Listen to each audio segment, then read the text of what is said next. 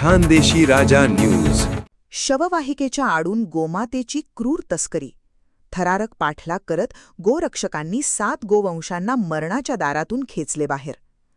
ज्या वाहनाचा वापर मानवी मृतदेहाला अंतिम प्रवासासाठी आदराने नेण्यासाठी केला जातो, त्याच शववाहिका गाडीचा वापर करून गोवंशाची क्रूर कत्तलीसाठी तस्करी करण्याचा एक अत्यंत संतापजनक आणि संशयास्पद प्रकार उघडकीस आला आहे.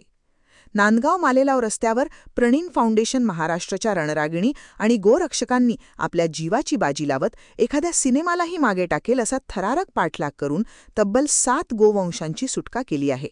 या घटनेने संपूर्ण परिसरात तीव्र संतापाची लाट उसळली असून हिंदू बांधवांमध्ये कमालीचा असंतोष पाहायला मिळत आहे. समाजाची दिशाभूल करण्यासाठी आणि पोलिसांच्या डोळ्यात धूळ फेकण्यासाठी आता गोतस्करांनी अत्यंत नीच पातळी गाठली आहे. आलिशान गाड्यांनंतर आता थेट शववाहिकांचा वापर करून गोवंशाची वाहतूक केली जात असल्याचा संशय या कारवाईवरून बळावला आहे. दिनांक 26 मे 2024 रोजी नांदगाव परिसरातून मालेगावच्या दिशेने एका संशयित वाहनातून गोवंशाची कत्तलीच्या उद्देशाने बेकायदेशीर वाहतूक होत असल्याची खात्रीशीर माहिती गोरक्षकांना मिळाली होती. माहिती मिळताच प्रणीन फाउंडेशनच्या कार्यकर्त्यांनी तातडीने जाळे विणले. फिल्मी स्टाईलने थरारक पाठलाग, चंदनपुरीत आवळल्या मुसक्या. प्रणीन फाउंडेशन महाराष्ट्राच्या संस्थापक अध्यक्षा रणरागिणी नेहाबेन पटेल यांच्या कणखर मार्गदर्शनाखाली आणि युवासेना नेते आविष्कार भैया भुसे यांचे गंभीर सहकार्याने गोरक्षकांनी संशयित वाहनाचा माग काढायला सुरुवात केली. गोरक्षकांचा सुगावा लागताच तस्करांनी वाहनाचा वेग वाढवून पळ काढण्याचा प्रयत्न केला. नांदगावपासून सुरू झालेला हा थरारक पाठलाग थेट चंदनपुरी गावापर्यंत पोहोचला. अखेर गोरक्षकांनी अंगावर काटा आणणाऱ्या धाडसाचे प्रदर्शन करत MH23Y7923 क्रमांकाच्या संशयित वाहनाला चारी बाजूंनी घेरले आणि थांबवण्यास भाग पाडले. अत्यंत क्रूरता. अरुंद जागेत कोंडले होते 7 देशी गोवंश.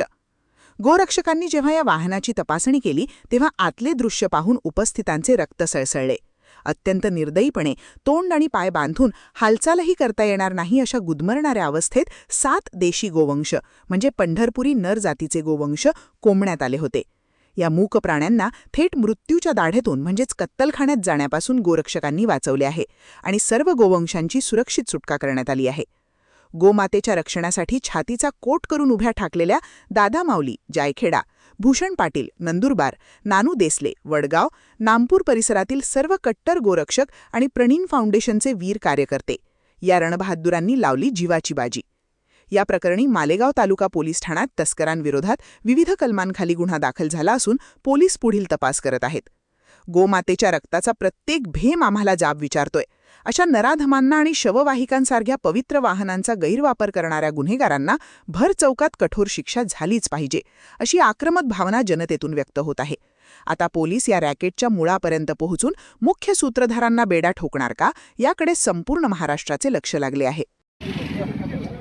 जय श्रीराम. आज तारीख 26 मे 2026 वार मंगलवार दोपहर 12 बजे नांदगांव मालेगांव रस्ते पे प्रणीन फाउंडेशन संस्थापक हिंदू शेरनी वीरांगना नेहाबेन पटेल इनके माध्यम से गुरुवार संजय जी काका शर्मा इनके आशीर्वाद से और धुरंधर गोरक्षक युवा सेना नेते आविष्कार भाई जी भुसे इनके सहकार्य से ये जो एक शववाहिका देख रहे भाइयों, इसमें 8 देशी नस्ल के हत्यारी के लिए नंदी महाराज लेकर जा रहे थे भाइयों.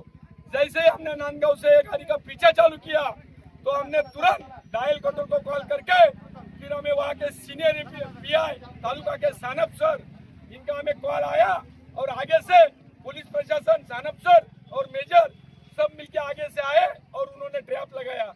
गोरक्षक पीछे से और हमारा तालुका पुलिस प्रशासन सीनियर PI आगे से. ये कार्यवाही संयुक्त कार्रवाई पर आज का इस कार्यवाही का श्रेय हमारे तालुका पुलिस स्टेशन को जाता है भाइयों. ये हत्यारी के लिए ये नंदी महाराज बहुत बड़े पैमाने पे कत्ल के लेके आते हैं भाइयों. गो तस्करी करेंगे अगर इस जिद पर अड़े हो तो याद रखना हर रास्ते पे दादा माऊली, भूषण पाटिल, प्रणीन फाउंडेशन टीम खड़ी है. माना कि तुम्हारी सेठ बने है तो हमारे पीछे प्रभु सियावर प्रभु रामचंद्र खड़े हैं. पुण्यश्लोक छत्रपती श्री शिवाजी महाराज.